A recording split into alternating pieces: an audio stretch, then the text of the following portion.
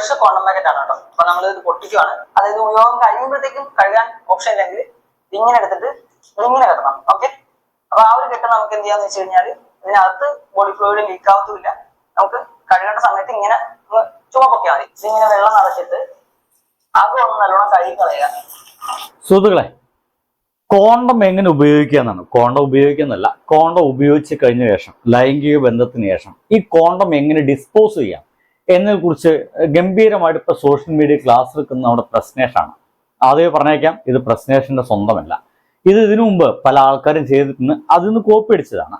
എന്നാൽ ആ കോപ്പി അടിച്ചിൽ നിന്ന് ഒരല്പം കൂടുതൽ പ്രശ്നേഷന് പറയാനുണ്ട്. ഒരുപക്ഷെ ആരും ഇതുവരെയും ചെയ്യാൻ സാധ്യതയില്ലാത്ത കാര്യങ്ങളാണ് പ്രശ്നേഷ് പറയുക. പ്രശ്നേഷ് ഇപ്പൊ തന്നെ അത് ഉപയോഗിച്ചിരിക്കുന്നത്, അവിടെ ചെയ്യാൻ വേണ്ടി ഉപയോഗിച്ചിരിക്കുന്നത് ഫ്രഷ് കോണ്ടമാണ്. അവൻ ഉപയോഗിച്ച കോണ്ടം എന്നല്ല. ഉപയോഗിച്ച കോണ്ടം അങ്ങനെ ആരെങ്കിലൊക്കെ വാഷ് ചെയ്യുമോ ഇല്ലയോ എന്നൊക്കെ ഒരു രണ്ടാമത്തെ ചോദ്യമാണ്. വീണ്ടും ഇതിന്റെ ഒരു പ്രശ്നം വരാം. ഇത് പ്രശ്നേഷാണ് ഇവന്റെ ശരിക്കും പേര്, സത്യം പറഞ്ഞാൽ എനിക്കറിയില്ല. എന്തിലാവട്ടെ, അവനതിൽ വലിയ പ്രശ്നം ഉണ്ടാവില്ലായിരിക്കുന്നു. ഇത് പ്രശ്നേഷാണ് ഇത് പറഞ്ഞത് എന്ന് കഴിഞ്ഞാൽ തന്നെ ആളുകളിട്ട് ട്രോളും എന്നുള്ള കാര്യത്തിൽ അവനൊരു സംശയമില്ല. അങ്ങനെ ട്രോളാൻ വേണ്ടി മാത്രമാണ് ഇങ്ങനത്തെ ഒരു കോണ്ടം വീഡിയോയുമായിട്ട് ഇപ്പൊ പ്രശ്നേഷ് വന്നിരിക്കുന്നത്. സത്യത്തിൽ ഇത് വേറെ ഒരു ആളുടെ ആണ്. ആദ്യം നമുക്ക് ഇതിന്റെ ഒരു ഒറിജിനൽ വേർഷൻ ഒന്ന് കണ്ടുനോക്കാം. Don't most of you just get rid of your used condom by flushing it down the toilet? That's not the correct way. Let me teach you. The first step is to remove the condom using both your hands. Make sure you don't spill any fluids, as this might raise the risk of unplanned pregnancies. Now, take the condom in your hand, make a simple knot around the middle, again without spilling anything. Take a toilet roll or a tissue paper and nicely cover the condom in it. This will help you with a cleaner and more discreet disposal. Now, go to the bathroom and throw it, not in the toilet. Throw it in the bin. മനസ്സിലായില്ലേ?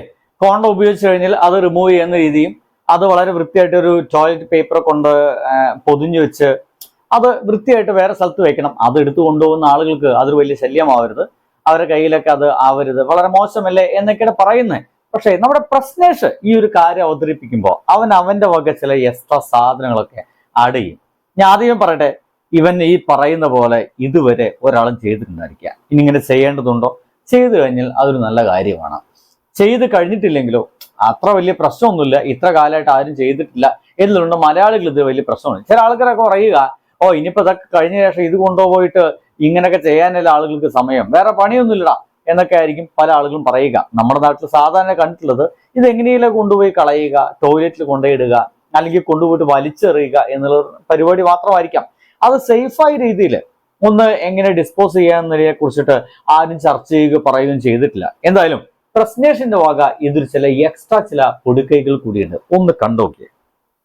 Actually ഇതൊരു fresh condom packet ആണ് കേട്ടോ. അപ്പൊ നമ്മൾ ഇത് പൊട്ടിക്കുവാണ്. അതായത് ഉപയോഗം കഴിയുമ്പോഴത്തേക്കും കഴുകാൻ ഓപ്ഷൻ ഇല്ലെങ്കിൽ ഇങ്ങനെ എടുത്തിട്ട് ഇങ്ങനെ കെട്ടണം. ഓക്കെ, അപ്പൊ ആ ഒരു കെട്ട് നമുക്ക് എന്ത് ചെയ്യാന്ന് വെച്ച് കഴിഞ്ഞാൽ ഇതിനകത്ത് ബോഡി ഫ്ലൂയിഡ് ലീക്ക് ആവത്തുമില്ല. നമുക്ക് കഴുകേണ്ട സമയത്ത് ഇങ്ങനെ ചുമപ്പൊക്കെ മതി. ഇതിങ്ങനെ വെള്ളം നിറച്ചിട്ട് അത് ഒന്ന് നല്ലോണം കഴുകി കളയുക. ഓക്കെ, ഇനി അതുപോലെ തന്നെ പുറം ഭാഗവും കഴുകി കഴിഞ്ഞാൽ ഓക്കെ, അത് വൃത്തിയായി. ടിഷ്യോ തോർത്തോ എന്തെങ്കിലുമൊക്കെ എടുക്കുക. എന്നിട്ട് നമുക്ക് ഇതിന്റെ പുറം ഭാഗം നല്ല രീതിയിൽ ഒന്ന് തുടച്ചെടുത്തേക്കാം. ഇങ്ങനെ അകത്തോട്ട് കൈയിട്ട് ഫുള്ളൊന്ന് മടക്കി കഴിഞ്ഞാൽ ഫുൾ തിരിഞ്ഞ് കിട്ടും. ഇങ്ങനെ തുടയ്ക്കണമെങ്കിൽ ഇങ്ങനെ തുടയ്ക്കാം. ഇനി ഇൻ കേസ് ഇങ്ങനെ തുടയ്ക്കാൻ പറ്റുന്നില്ല എന്നുണ്ടെങ്കിൽ ഒരു ടിഷ്യൂ പേപ്പർ അകത്തോട്ട് ഇട്ട് ഒരു ഉരുളയാക്കി ഇട്ടിട്ട് തിരിച്ചെടുത്താൽ മതി. ഓക്കെ, വേറെ രണ്ട് നല്ല ടിഷ്യൂ പേപ്പർ എടുക്കുക. എന്നിട്ട് ഇതൊന്ന് പൊതിയുക. വേസ്റ്റിനെ മാനേജ് ചെയ്യുന്ന സ്റ്റാഫിന് ഒരുപാട് അഴുക്കോ അണുക്കളോ ഹസാഡിന്റെ ഇടയ്ക്കൂടെ പോകേണ്ടി വരില്ല. അവരും സേഫ് ആയിരിക്കും, നമ്മളും കുറച്ചുകൂടെ സ്റ്റാൻഡേർഡ് ആയിരിക്കും. എന്തായാലും അവന്റെ സ്റ്റാൻഡേർഡ് കൊള്ളാം എന്ന് മാത്രമേ ഞാൻ പറഞ്ഞുള്ളൂ. കാരണം ഇങ്ങനെ ആ ഒരു വാഷ് ചെയ്യുക എന്ന് പറഞ്ഞ പരിപാടി അത് വീണ്ടും നമ്മുടെ അൺവാണ്ടഡ് ആയിട്ടുള്ള ആ ഒരു ഇതെല്ലാം നമ്മുടെ കയ്യിലാവുന്ന ഒരു രീതിയിലേക്കാണ് അത് മാറുക.